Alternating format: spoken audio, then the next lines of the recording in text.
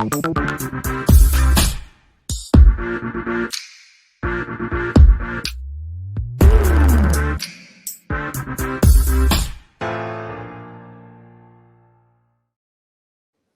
going on, everybody? Welcome in to another edition of the 5-Minute Debate. I'm your host, Justin Wright. And as always, actually not as always, that doesn't make any sense. I am joined by, I'm disoriented.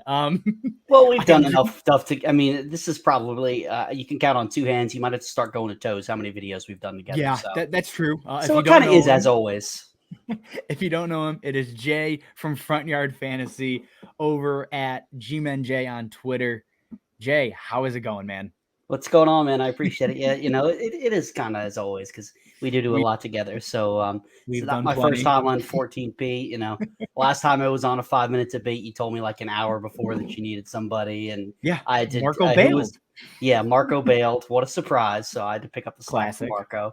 And who was it that I was? I don't even remember. It was ugly. Oh, I do. Because funny enough, it is our second most viewed 5-minute debate of all time, or third most now. It's been passed by Matt Harmon. Go watch that one. Shameless plug. Yeah, but it is our third most viewed 5-minute debate, and it's Chase Edmonds versus Damian Harris. Oh, jeez, Louise, that's ugly. That's become an interesting debate now. At the time, it was not. At the time, that was like terrible. But now that you say that, I'm like, that really isn't that bad. Like now, it's interesting. That's why people look it up. But like, yeah, we did it in May, and we're like, what a gross decision. Right? Exactly. Like, absolutely not. But all right, you know what? We got your back. We're gonna give you people that are interesting this time. There you go. So, I appreciate that. As you guys can see, we're doing Diontae Johnson versus Cooper Kupp for 2021. Jay is taking Cooper Kupp. I am taking Diontae Johnson. I got the timer ready. I'm not even mentioning it during this debate. It's irrelevant. I got the timer. Jay, what do you have on Cooper Kupp this season? So while I was doing a little bit of research before coming on, I found a really surprising stat. And Cooper Kupp, over the past 3 seasons, is only one of 2 wide receivers that was open on more than 50% of his targets. Cooper Kupp and Tyreek Hill. That's it. That blew my mind. I had to check a few sources because I didn't believe it at first. I was like, this can't be right. But yeah, it's the truth. Yeah, I mean, he only played 15 games last year. He was tied for 9th in receptions. He had 124 targets.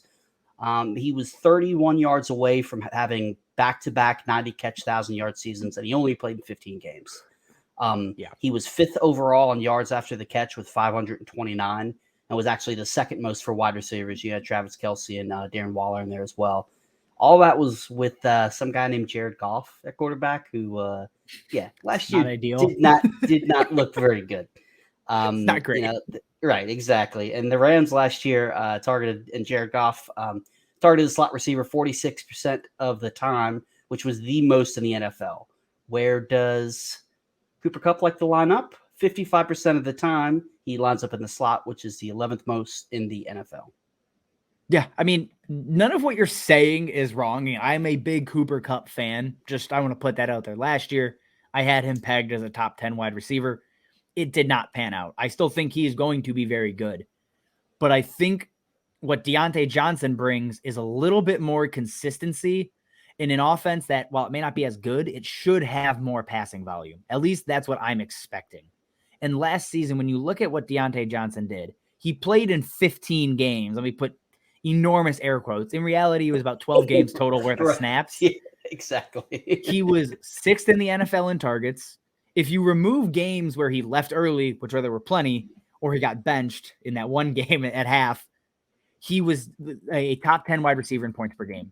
He was absolutely phenomenal when actually playing. And a lot of that came with volume. Again, he saw double-digit targets in 10 out of 12 games.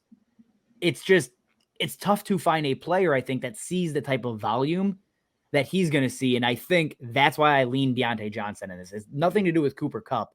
I think it has to do with the volume and the consistency he brings to your lineup. Yeah, and the same thing for me. I like Diontae Johnson a lot too, and I made the Diontae Dropson joke. I'm not one that really worries about drops. How dare you? I mean, if you're being honest, Cooper Kupp only had 4 less drops than Johnson last year. I was looking that up as well. So drops doesn't concern me that much. But the one thing I will say, I'm a little bit concerned about the competition that Johnson's going to have. You know, I really feel like the Rams offense, I'm not a Higbee truther. Everybody, if you follow me on Twitter, you know how much I don't like Tyler Higbee. Nobody should be. Really... I just want to put that out there. Nobody should be. Shout out LQ. He's been with me since day one. He kind of, you know, faltered a little bit, but he came back home. But, you know, it's really this offense, especially with Cam Akers being hurt, you know, Darrell Henderson's there, but who knows if he's going to be able to stay healthy. So this offense is really going to go through Cooper Kupp and Robert Woods, and it's a 1A and 1B situation. In Pittsburgh, you got Claypool, you got Juju, you know, Freiermuth looked good yesterday. You got Najee Harris. Ebron catches touchdowns. So I think there's more competition for targets in there. Granted, I do think Johnson is going to be the wide receiver 1 in Pittsburgh, but give me the guy who's going to be the 1 and 1A in a high-flying offense as well. And you know, he's got a better quarterback at this period of his career. I like Big Ben, but I mean, you know, Stafford is definitely much better offense, less competition for targets. So I like them both, but if I'm on the clock and I have to choose between one of the two guys, give me Cooper Kupp. Yep. See, and I understand the argument for, you know, more mouths to feed in Pittsburgh, but in reality, we saw that last season. There were more mouths to feed last year. I mean, Claypool was there, Juju was there. Again, Najee is not. That's the big difference maker, I think, in this. And I think has Marco converted you, because I'm a big Najee guy. I am. Okay. He converted me in like June, dude. Okay. It's been a while. I'm fully on board. Yeah, and same with me. So I don't share those same concerns. I will say this though: there isn't a chance. While he may play 16, he could plateau for targets because they're not going to be running that quick style offense that get it out and go.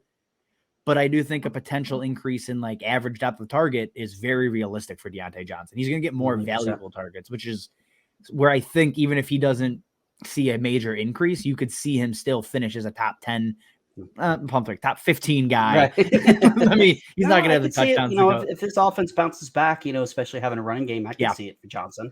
Well, and I think it's interesting because Cooper Kupp, I think undeniably has the higher ceiling because he is a candidate for 10 to 12 touchdowns.